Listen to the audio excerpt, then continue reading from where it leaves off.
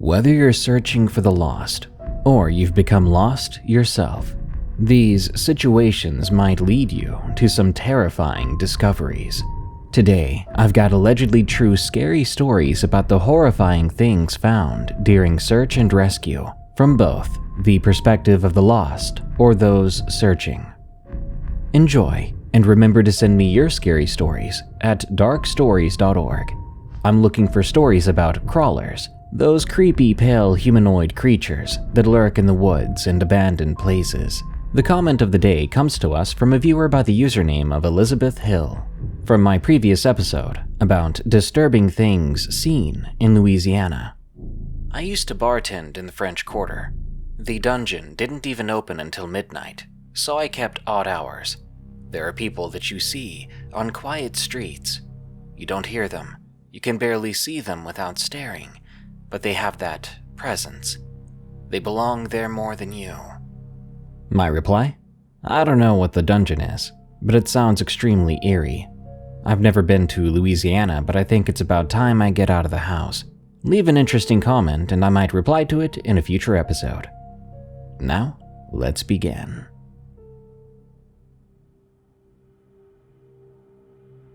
Into the Woods, from WinterWillow.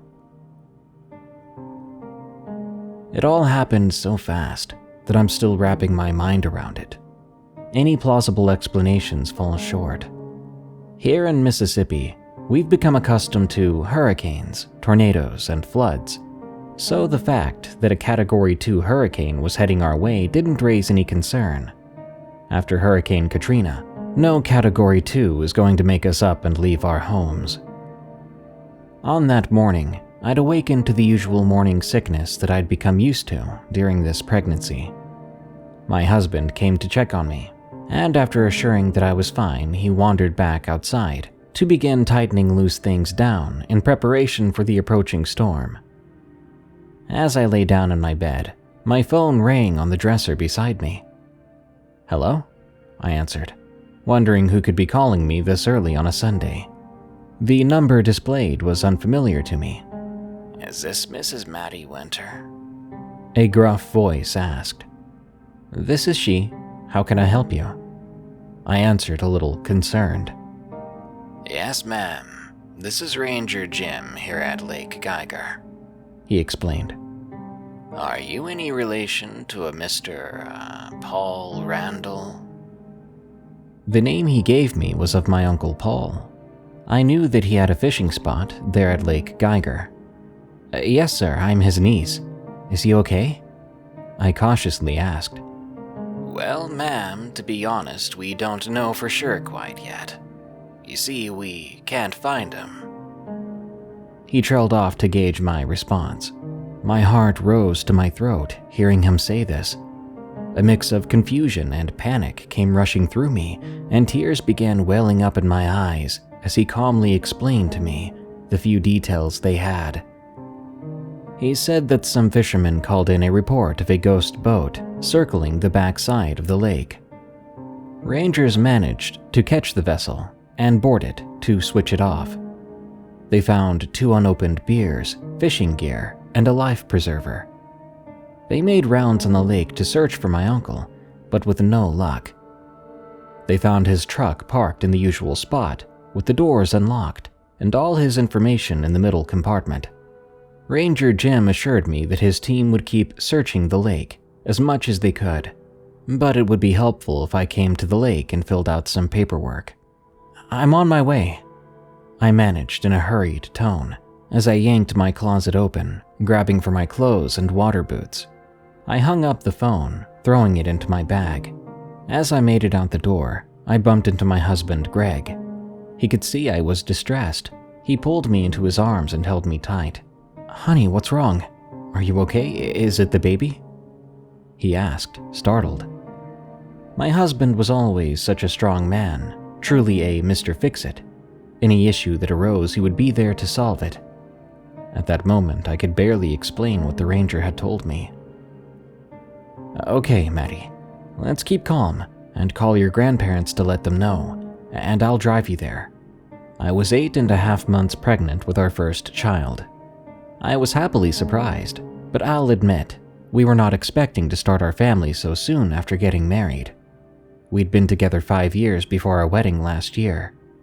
As for my uncle, he was a solitary type of man. He had been married once when he was younger, but soon was divorced and never remarried. He enjoyed his alone time on Lake Geiger. He had a love for fishing and the outdoors, and could often be overheard planning one trip after the next to fill his time after he retired from the paper mill 5 years ago. He had a long-time group of buddies that would accompany him on his excursions from time to time, but he was usually alone. One other thing to know about my uncle is that he took water and outdoor safety very seriously.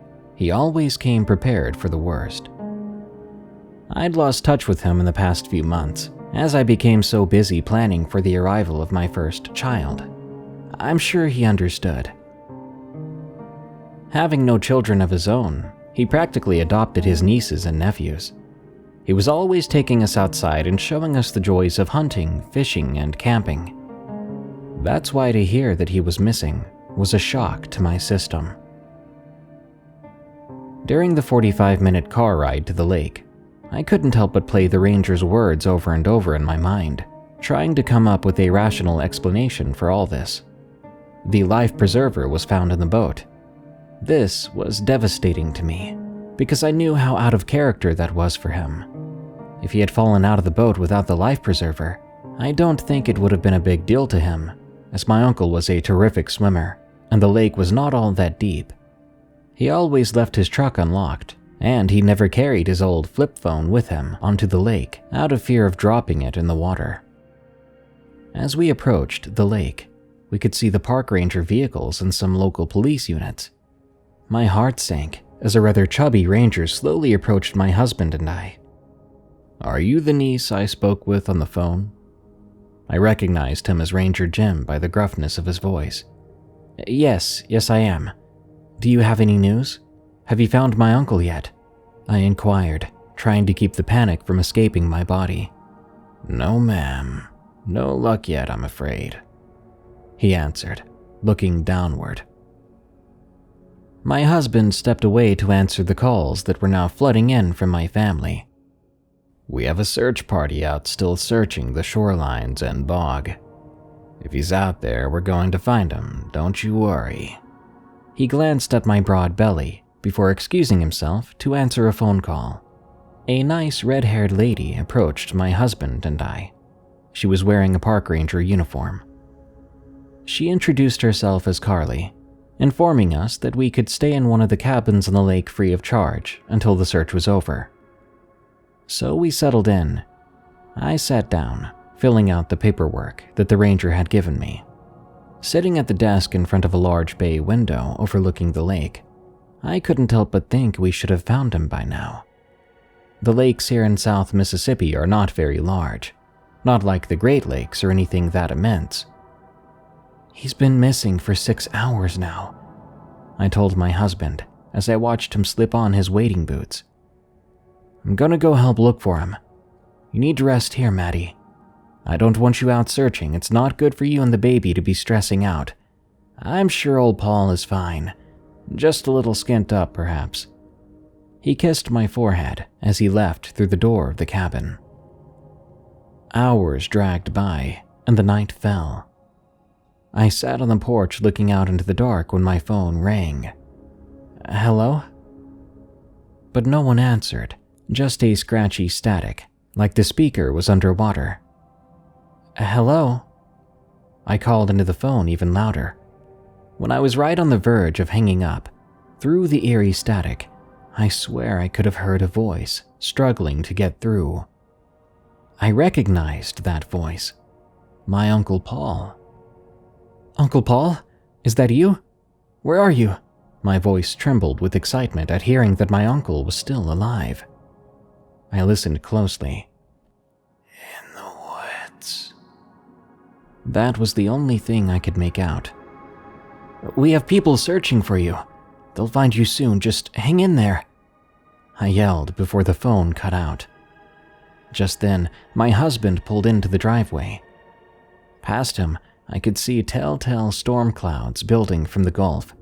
A rather cool wind tore through, blowing my hair in all directions, but I didn't care. I had to let Greg know the good news that I'd heard from my uncle. "Greg, you have to go back out. He's in the woods," I exclaimed. "How do you know that?" he asked. "He called me. I think his phone was wet or something, but it was him on the other line. He said he was in the woods. We have to call the rangers. We have to let them know." "I'll call them, Maddie. You need to go back inside. The hurricane is approaching the coast tonight." I went inside to start messaging the rest of my family, letting them know that Uncle Paul had called me, when I noticed something odd. His number wasn't showing up in my recent calls. It was as if he'd never called at all. I scanned the call log, looking for proof that he had in fact called me just a couple of minutes ago, but nothing was found. I sat confused at how that could happen. Had I dreamt that he called? No, I was 100% sure he did. It must be this darned phone acting up. Greg came in with bad news.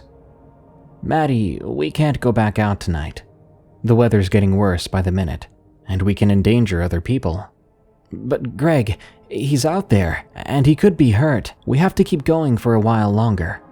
I felt the heat rising in my cheeks. "Maddie, we've covered the park around the lake, and we've heard nothing and found no one. I'm sorry, but unless you can call him back and get an exact location, we have to do as the rangers say and stay put until the storm passes." I looked at the phone in my hands, scanning through the call log again with no luck. We barely ate. How could I eat, knowing that my uncle was out there braving the storm, lost and alone? I had the sudden urge to go out and look for myself. I felt for sure I could find him if I did. That night I tossed and turned, the feeling if I just stepped outside into the tree line, I could find him there. Eventually, sleep took me, but no actual rest came. I had a vivid dream that I was walking down the lakeside trail, and just off to the right, I could see my uncle lying there, leg broken in the freezing rain, begging me to help him. The dream was so real, I jolted awake in a cold sweat, my heart pounding out of my chest. I made a startled cry, hearing Greg's phone ringing. He turned over and answered it. "I'll be there in a sec," he responded. He got up in a hurry to go help Ranger Jim and Carly cut up a tree that had fallen on the side of the ranger station, completely blocking them in. He insisted that I go back to sleep. I walked over to the bay window. My eyes began to settle on a specific place. It was the trail entrance. A strange pull that I've never felt before urged me to get there. Get there now. I took advantage of the incident at the ranger station to sneak out and investigate. I'd be back before they even knew I was gone, and hopefully with my Uncle Paul with me. I pulled a windbreaker over me, as I didn't have a raincoat, but the rain was slacking up and the storm would soon pass. I edged the side of the lake toward the trail. My mood changed from determined to a slight feeling of foreboding as I inched closer to the trailhead. Lightning hit the sky and thunder rolled. The wind was blowing, but not as intensely as before, and the rain was not coming down in sheets anymore. I could hear nothing but the storm overhead.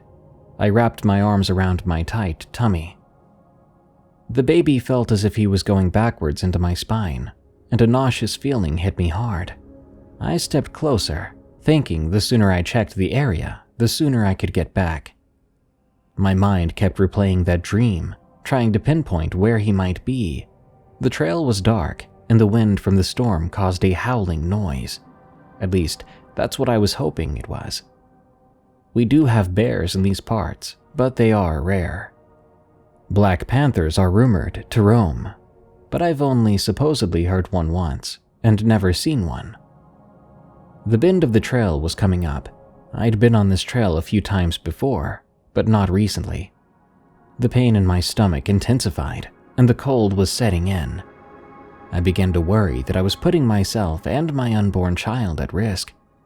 I called out for my uncle, hoping that he would respond. I strained my ears to hear him.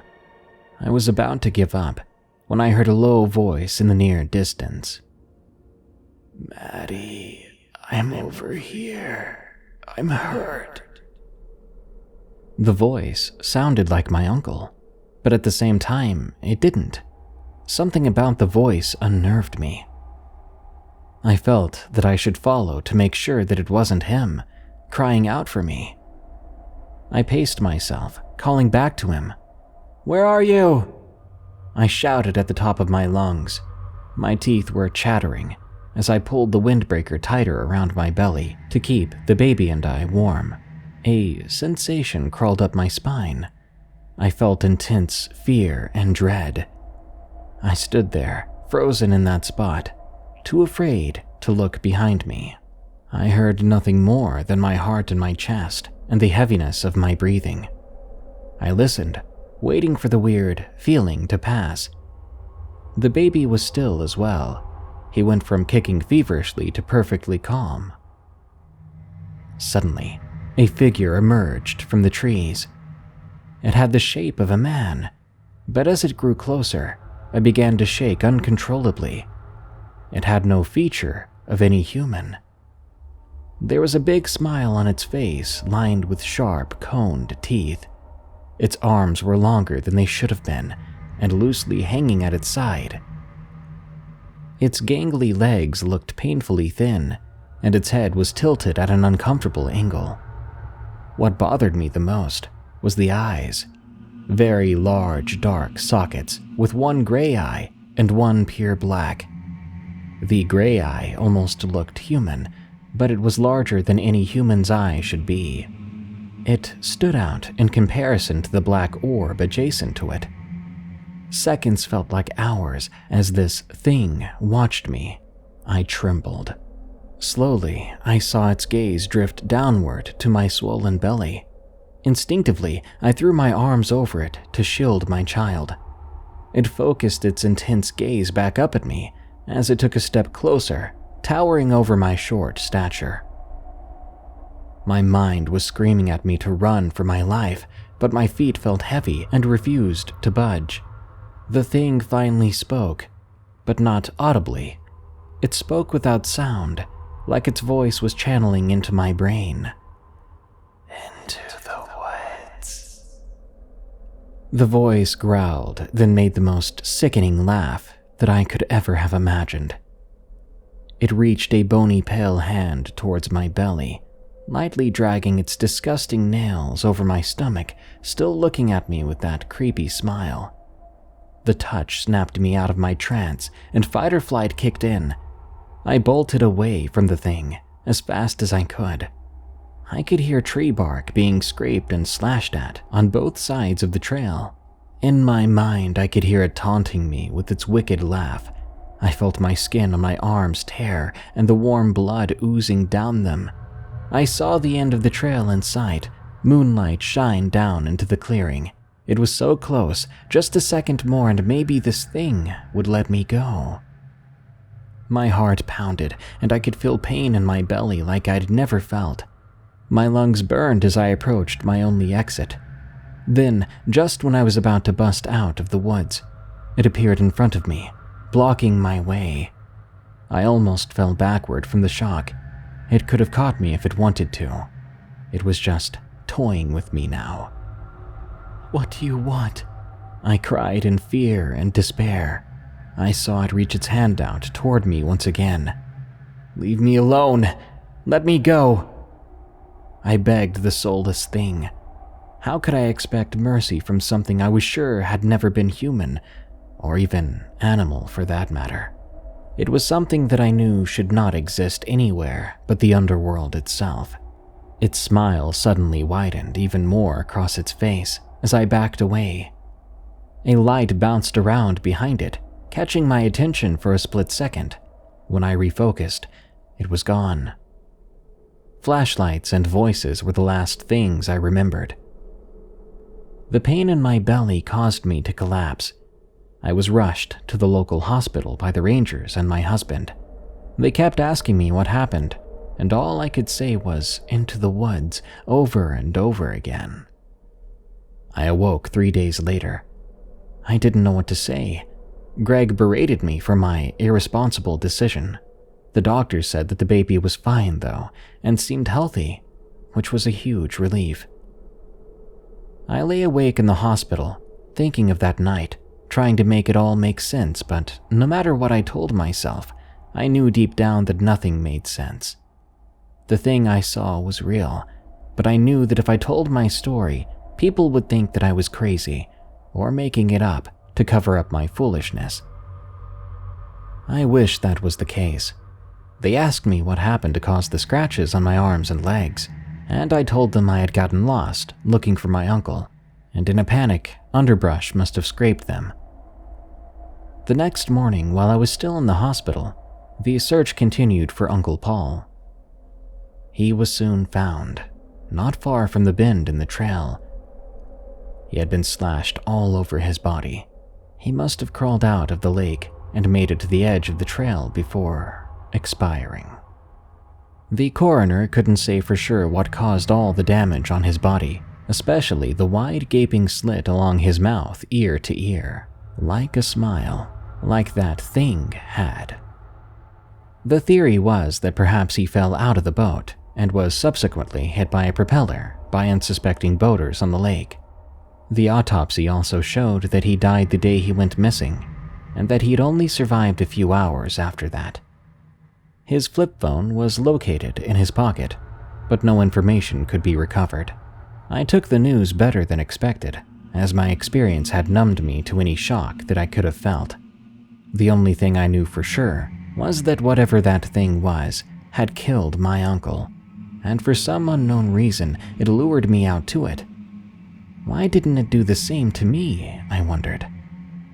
On the final night of my hospital stay, I'd resolved myself to forget about the terrifying figure in the woods and focus on moving forward. I let myself fully fall into a deep sleep. After all, I was exhausted from the whole experience. While sleeping, I felt that same uneasy feeling all about me. I tossed onto my side. Then I heard a faint guttural voice growing louder at a rapid pace.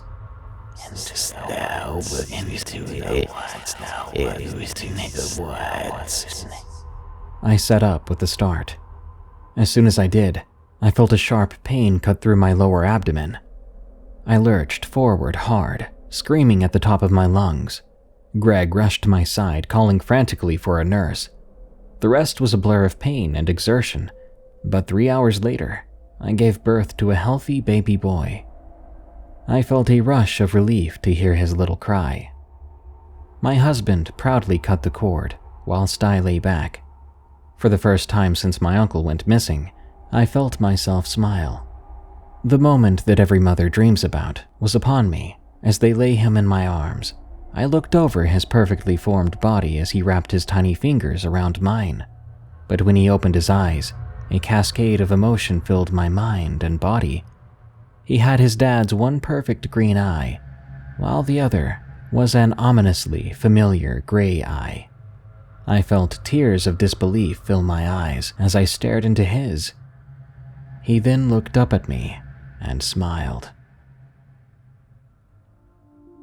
Kayaking from LunarChaos. This happened the 3rd week of July one year. I'd just gotten a kayak again for the first time after a few years, so I was pretty excited to get back out on the water and paddle off into the sunset.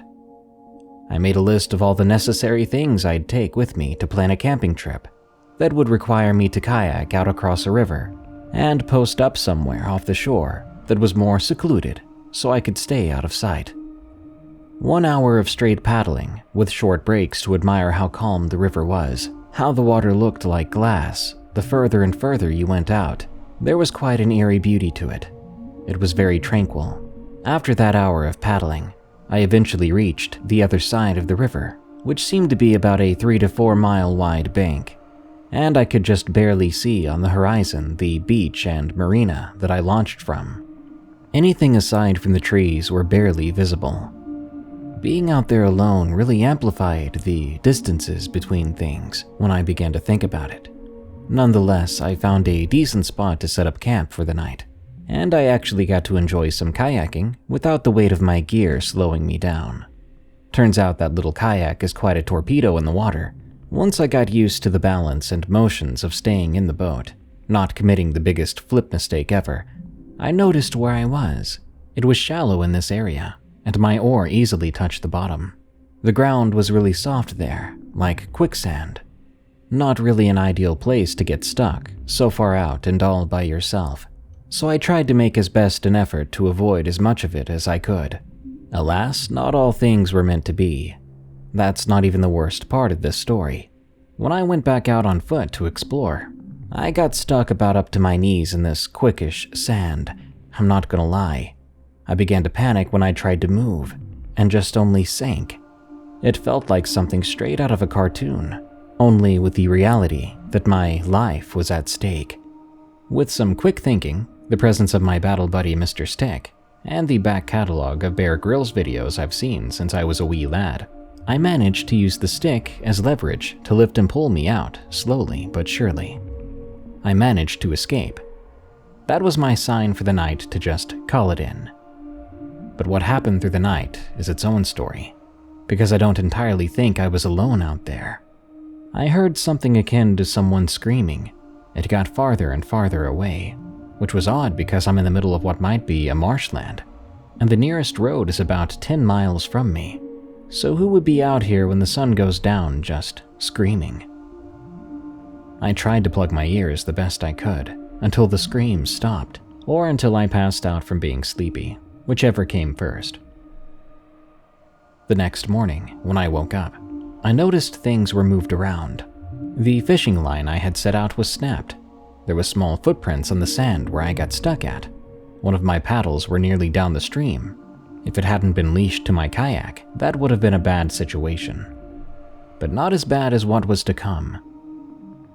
I managed to locate and collect most of my scattered things. Then I loaded up my kayak and assessed the situation with the water.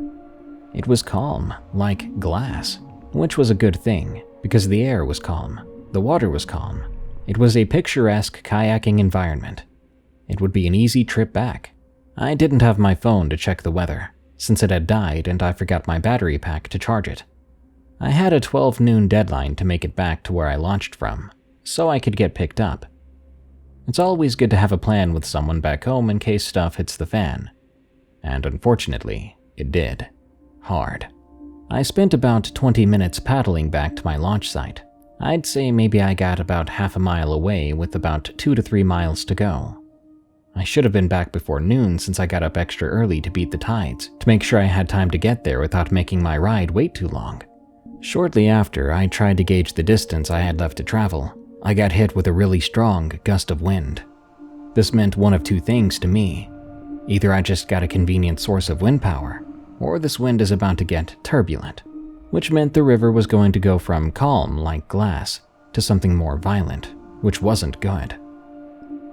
The wind never let up, and it began to cause about 3-foot wakes, I'd say. I was getting hit harder and harder every time one would pass. I took off my shoes to use as cups to get as much water out as possible, but in the middle of my final attempt at doing so, I was flipped over in the middle of the river, and all my stuff either sank or floated away, except for a bag I was holding, and my vest, which was hooked around my arm. Now, I wasn't wearing my vest, which was stupid of me. I was using it as a cushion, because I'd be sitting on hard plastic for hours at a time, and doing some adjustments on a kayak isn't all that easy. Or maybe I'm just not good at it yet. However, I took note that my bag was causing me to sink, and that I was in a pretty nasty situation, being that the river I'm in goes to about 60 feet deep, and there's been reports of bull sharks being in this river, with one actually being caught. I had a tackle box in the back, which had an SOS whistle in it. It was the only thing I gripped harder in my fist than my will to live, and I let the bag sink and wrestled with my vest to get it on properly to conserve energy, because I could tell that I was about to be in for the longest record swim I've probably ever done. So I looked to the sky, and I was in a reverse butterfly for about 3 to 4 hours swimming.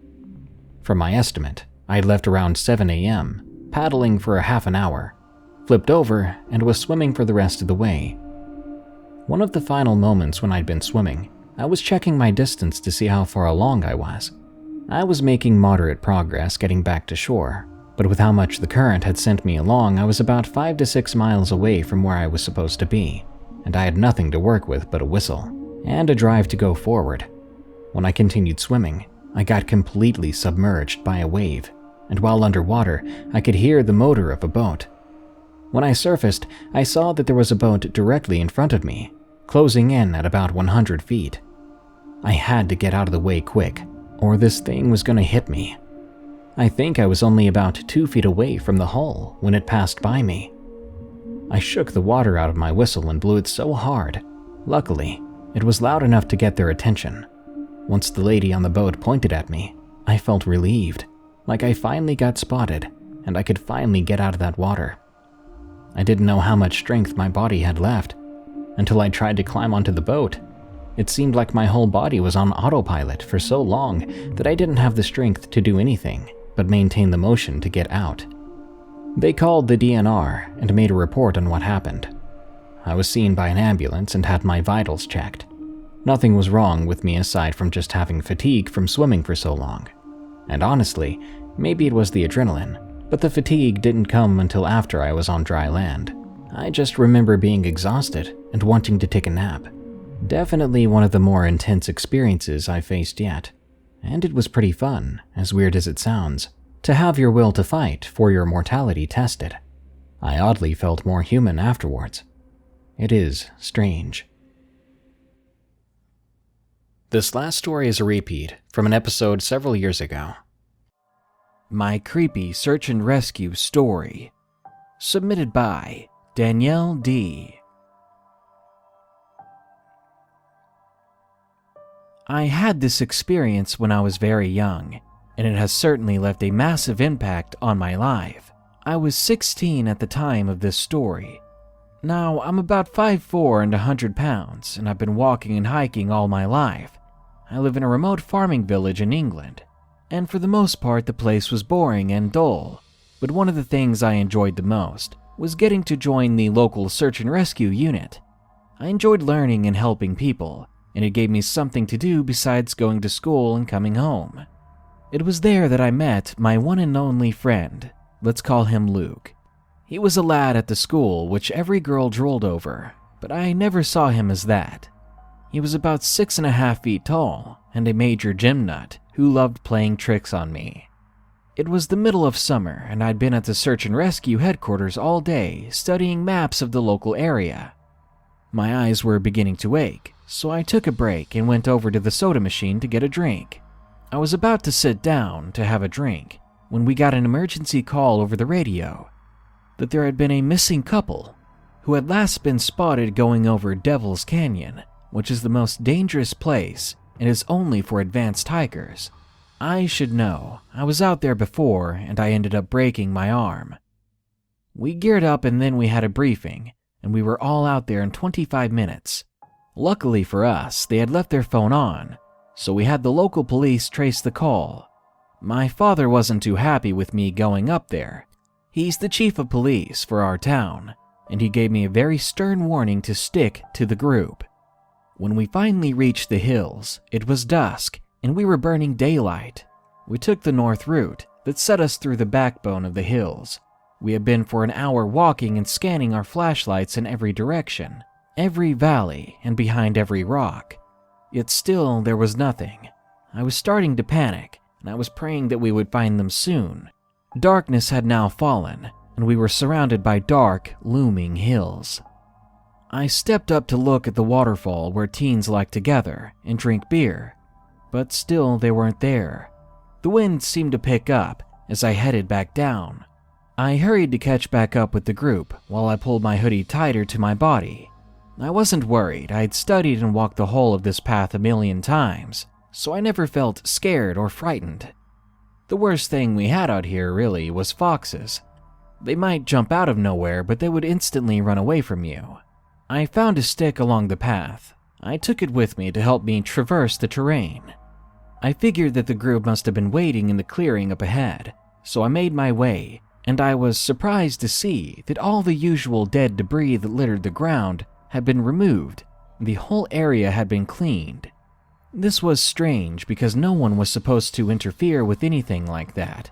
We were supposed to let nature take its course.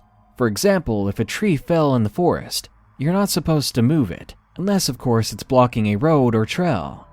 But as I got closer, I could see a faint glow of a fire, and then I saw a clear circle had been made into the ground. Stones had been placed around the fire. I didn't see anyone around, and it was illegal to leave a fire burning unattended in these parts. In fact, doing so, there would be a heavy penalty. I was distracted by this, and I was considering calling it in, when I had something break me out of my thoughts. I saw movement up ahead through the trees. I saw 4 figures, all wearing dark green hooded robes. They were walking, but as they walked they swayed left and right, and they seemed to be muttering, but they were too quiet for me to hear exactly what it was. I froze. I couldn't run. I raised my walking stick in front of me, as if this tiny little stick would somehow save me from these men, but I didn't know what they wanted from me. Just as I came to my senses, I felt a very gentle tap on my shoulder. I turned around to see an older, middle-aged gentleman smiling down at me. He had the most perfect teeth I'd ever seen. They were brilliant white, and he spoke in a soft, low tone. "Why, hello there," he spoke. "My friends and I have been wondering where you were. We've been waiting on you." I froze. I didn't know what this man was talking about. I'd never seen him before in my life. I would have especially remembered that smile of his. I tried to sound brave and say, "Stay the heck away from me," but instead I ended up stuttering it out. This made him grin ear to ear even more. Then he said something else. "We've been waiting for a girl who's young and pure, who needs to be taught some amazing lessons." He just wouldn't stop grinning. I felt sick to my stomach. He reached out to place a hand on my shoulder, but I screamed and I kicked at him. I think I hit him in the knee, and then I took off running. I didn't know what he was talking about, but he gave off the worst vibes. I sprinted down the slope of a river. I slipped and grazed my knees, and I stood there in the water until I heard the chanting getting closer and louder. And soon I began to hear movement at the top of the slope I had just come down. I picked myself up, my knees shaking as I tried to move. I knew every turn and every path, but they were fastly gaining on me. I was panicking, but then I recognized the place I was in, and I suddenly knew where to go. I was able to retrace my steps that led me back to the beginning of the trail. Just as I turned the corner, I saw blue flashing lights and my father leading a group of officers up the steps. I jumped at him, overjoyed to see him. All I could mutter out to him was that there were bad men up there, that I didn't know what they wanted to do to me. I buried my head into his shoulder, and he sent his men ahead. He stroked my head and calmed me down as we walked down the hill. When we reached the bottom, I calmed down enough to tell him what had happened. I sat at the back of his police car with my dog Arthur. He was a retired police dog, a German Shepherd, and he made me feel safe and protected.